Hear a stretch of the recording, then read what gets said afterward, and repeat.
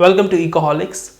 In this lecture, we'll understand how foreign investment and what types of foreign investment that is coming into India. So in our country, what type of foreign investment that we can bring, we can attract. So we'll see the category of foreign investment. So for that, I divided this foreign investment category into two important categories. That is, first one we have the FDI, that is foreign direct investment. The second one we have is FII, that is known as the foreign portfolio investment. Now under foreign portfolio investment we have two important categories. One is the portfolio investment scheme,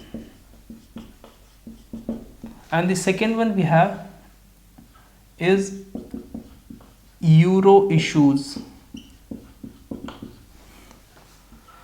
Now this is the main division.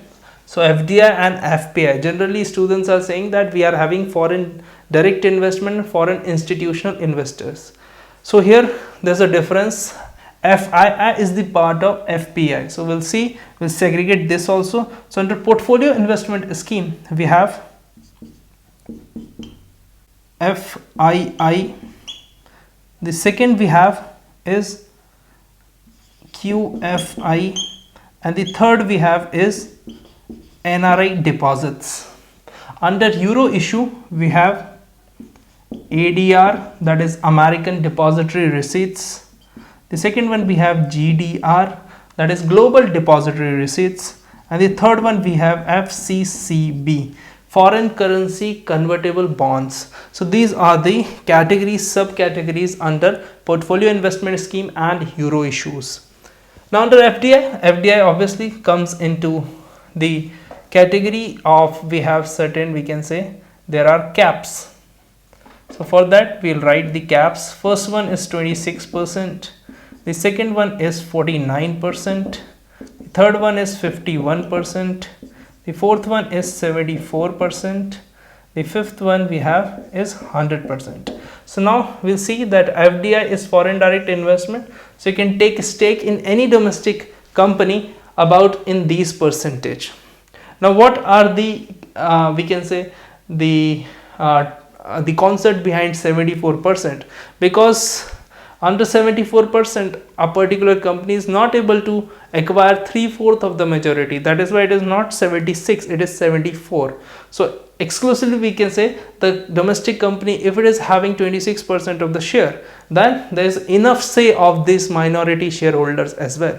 Because if government would have done this 76%, this 24%, then there was no other person was interested in this taking the small share.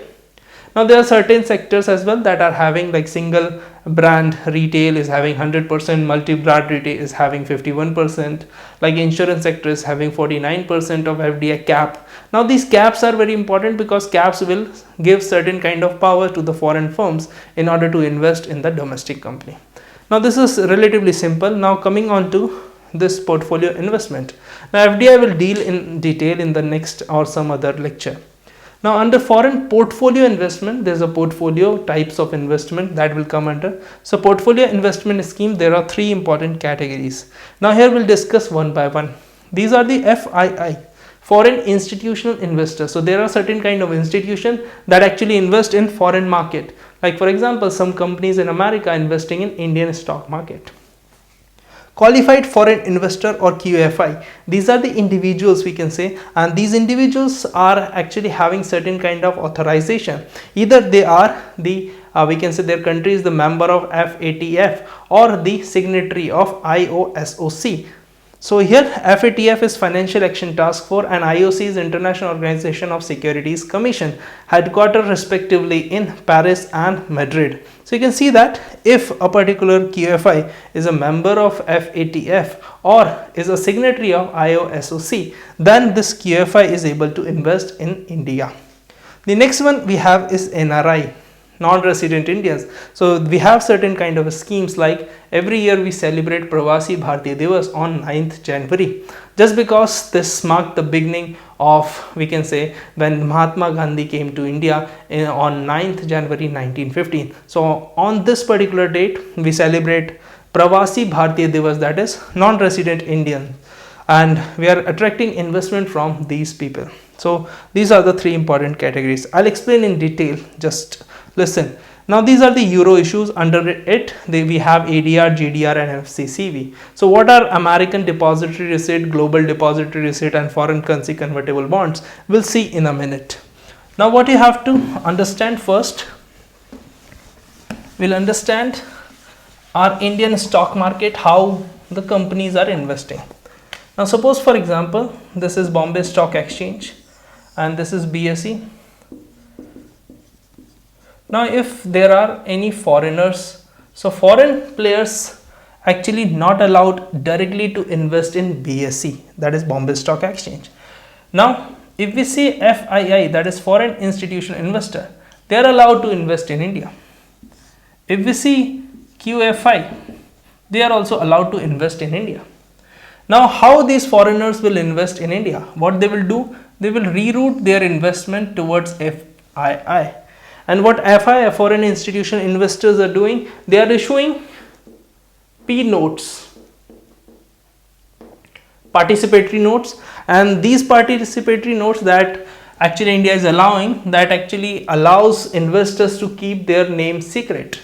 So with this particular route, the foreign investors are able to invest in Indian stock market. That is why we can say that a lot of foreign capital came in the last decade just because of the participatory notes.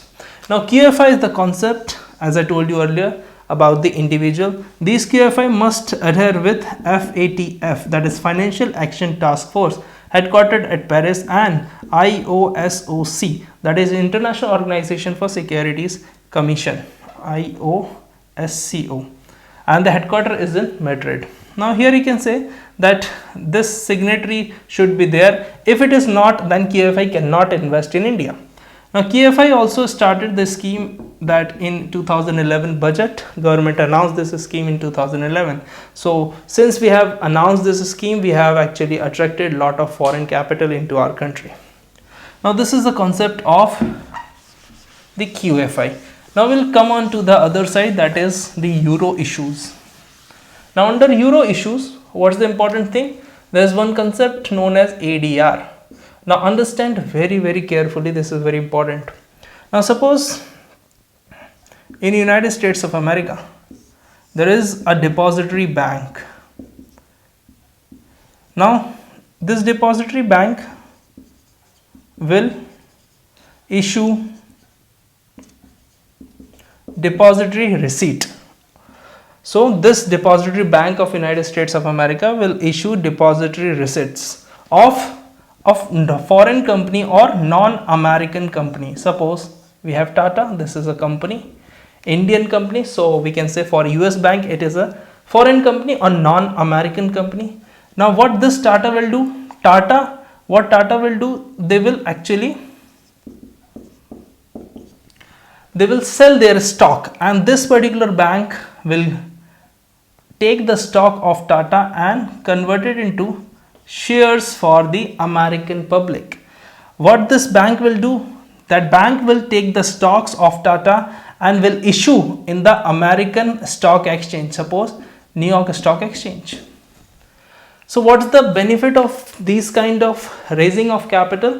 That a particular domestic company, think from India's perspective, a particular domestic company, that is Tata, if they want to raise funds overseas, what they will do? They will share or they will give certain kind of stocks issue to a particular US bank, and that will give you depository receipts, and that depository receipt will be raised with the name of Tata in the US stock exchange. So these are, we can say, this is what we call American depository receipts. Now ADR is generally issued only in America, or is issued only in America because the name suggested ADR in the US stock exchange. On the same lines, GDR also there, and this is actually issued in European stock exchange. So GDR and ADR are simple, same concept. The difference is about the location. So GDR is in European stock exchange and ADR is in America. Now understand the last concept, that is FCCB, foreign currency convertible bonds. Now these are, we can say, these are the mix of equity and debt instruments. So FCCB, suppose a foreign currency convertible bond issued in India. Now what's the benefit of this?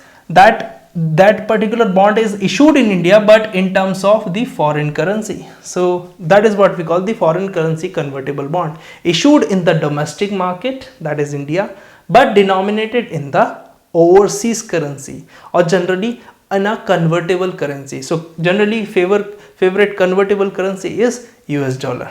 So I hope you understand this lecture.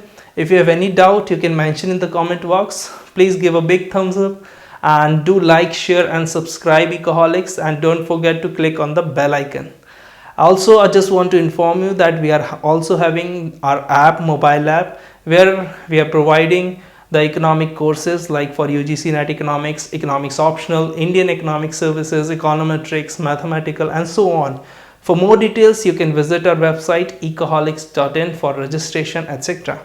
And we are providing free test series this time for December 2019 UGC NET and for Economics Optional Indian Economic Services. So you can enroll that particular test series from our website ecoholics.in. So I hope you understand this lecture as well as you will appreciate our initiative. So do mention whatever you are having suggestion or you're suggesting any new video or any doubt. Please interact on our comment section.